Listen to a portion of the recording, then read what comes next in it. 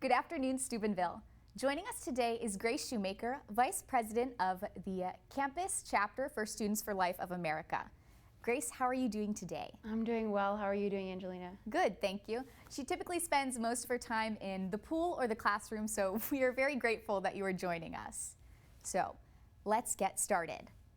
With hundreds of stories flooding the news every day, it can be a bit overwhelming to navigate that as a Catholic in a positive light. And it can also be kind of difficult to find credible news sources with stories that you should hear or things that you want to hear about. Can you fill us in on some of the most notable recent pro-life news? Yeah, sure thing.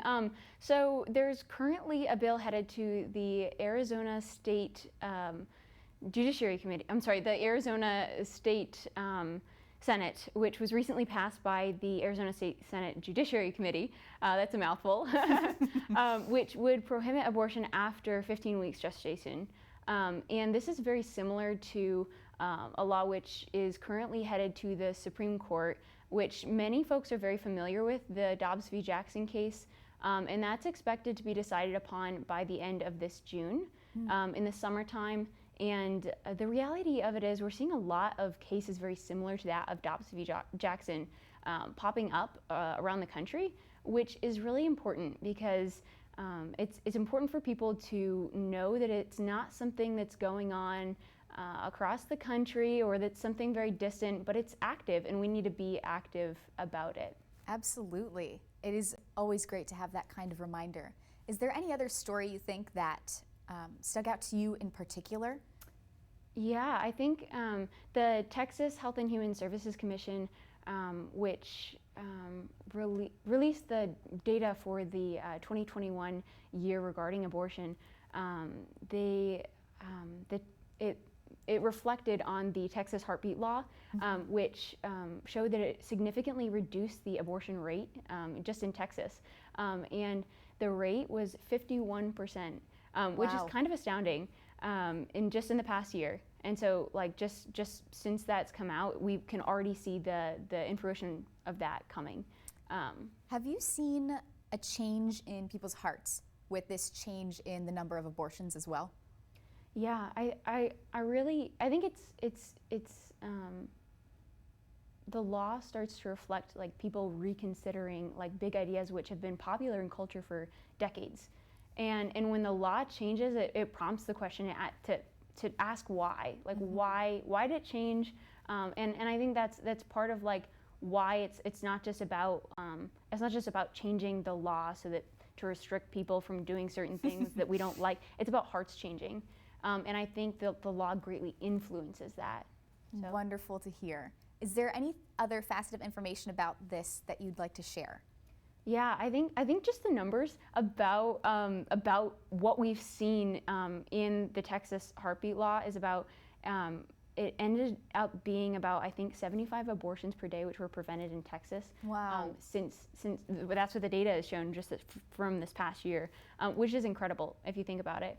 And so one thing that people bring up as kind of a rebuttal to that, I guess, is like, oh well, women are just going elsewhere, and like, which to some extent is sad and true, but it doesn't really compare to the numbers that we're seeing in Texas right now. It doesn't compare to the astoundingly like dramatic drop that in abortions that has happened in Texas just this past year. So I think that's important for people to know.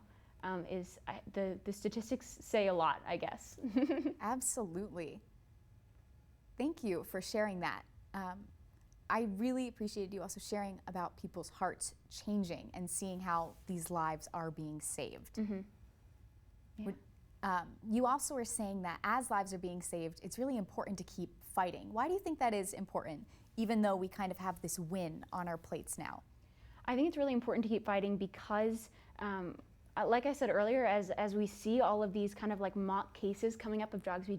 Jackson, it's important that people don't lose hope in that, and that know that the pro-life movement is prevailing, and stay, like I keep saying, stay active, and so and not to get kind of discouraged in like, well, we're never going to get there. It's been 50 years, and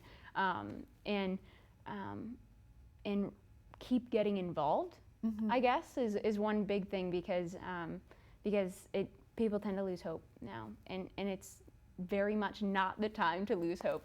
Absolutely. Yeah. So you think that other than not losing hope and staying active, how else should students respond? Well, I think actively, one big way that they can respond is reaching out to their representatives. This goes to say, like, it says a lot, I guess, reaching out in numbers and saying, we see the way that you're voting, and it does reflect the way that we vote. So I think that's a huge part of our active role as pro-life citizens,